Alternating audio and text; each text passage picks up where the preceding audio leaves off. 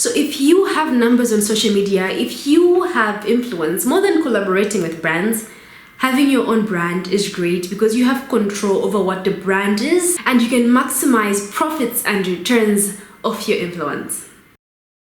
The best part about being a micro-influencer is you have high engagement, you interact with your audience a bit more, so you do have that audience. So how do you leverage that audience to create things for them that benefit them, that you can monetize and be able to make a living off of?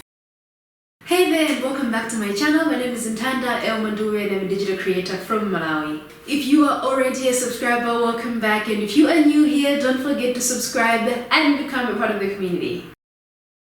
Now, I did a whole video on how influencers monetize their influence, how they can get brands to work with them and pay them. But my favorite way of monetizing influence is by creating your own products. Collaborations are great, but owning your own brand, having your own business is great. Because if done right, you can maximize on profits, but also build something that might last maybe even your entire lifetime and maybe even become passive income.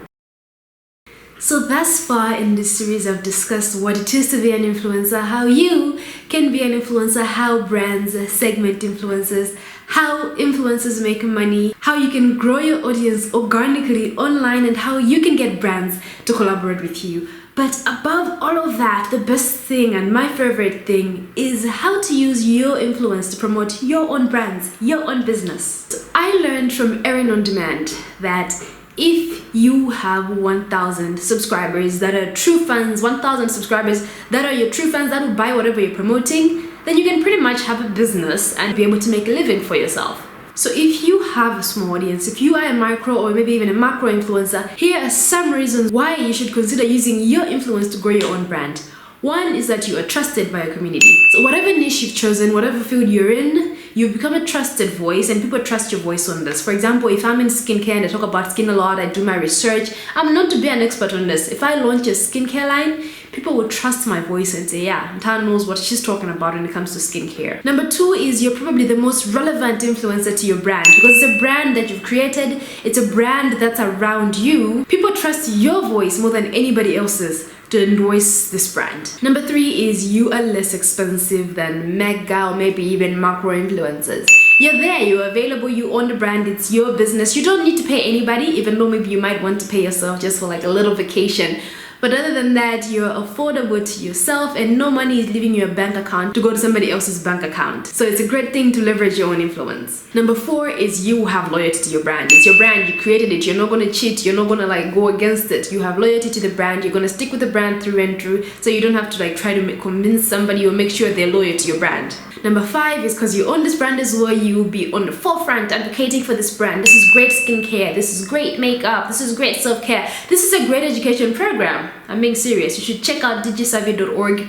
In about 2 months, if you're watching this later, it probably already launched. In about 2 months, we are launching an online learning platform and you can learn more things about how to brand yourself and market yourself online. There will be some courses which will be free and some courses which will be paid for. So you see, that's the beauty of owning a brand. I'm able to advocate for it because it's a brand that I own. I'm able to tell you that it's a good thing, but don't take my word for it. Check it out. So, how you can use your influence to either create or grow your own brand / business. In my opinion, there are two ways to go about this.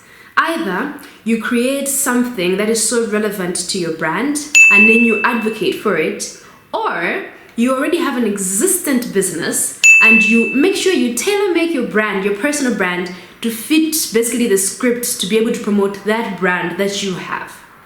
So let me give an example. For the first one, for example, myself, I love wearing 120mm heels. One of my dreams is to have a shoe line. Why? Because I love shoes and I love people when they comment on my shoes and they're like, oh, where did you get your shoes? So when people are asking you, where did you get that? Or if I have makeup and you ask me, where did you get your lipstick?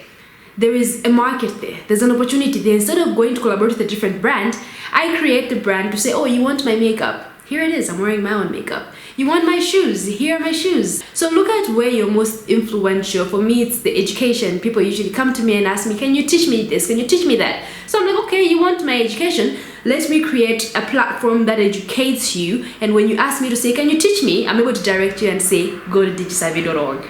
And the second way is to tailor make yourself to fit your brand. So your brand already exists And I usually don't expect people to create businesses that are so far out of them. For example, I don't expect somebody who doesn't drink to create a bar or like a liquor shop. I mean, you can, it's not against the script, but usually it's not the norm. So you basically tailor make yourself to become somebody who can endorse that brand. So for example, if I'm somebody who does not wear makeup and I want to launch a makeup line, I'll basically have to go through the journey of rebranding myself and becoming somebody who wears makeup. So my audience can now start, and I go through the journey. I can create a whole story around it. Oh, I'm trying makeup. I didn't like this makeup because of this and this, but I've decided to create my own skincare line. I've decided to create my own makeup line. I trust this makeup line because of this and that and that. Your audience trusts your voice, and if you've created that trust, basically you can leverage off that influence. So there are 6 other videos in this series. If you haven't checked them out, please do so. Let me know if this was helpful. If you would like any more videos, please drop the comments and suggestions in the comments down below. I'll be doing more videos in this series, but for this series, this is a close. I hope you found this information valuable. If you did, please subscribe, like, and comment. Do let me know. Follow me on social media. I'll be seeing you very soon. Until then, stay kind.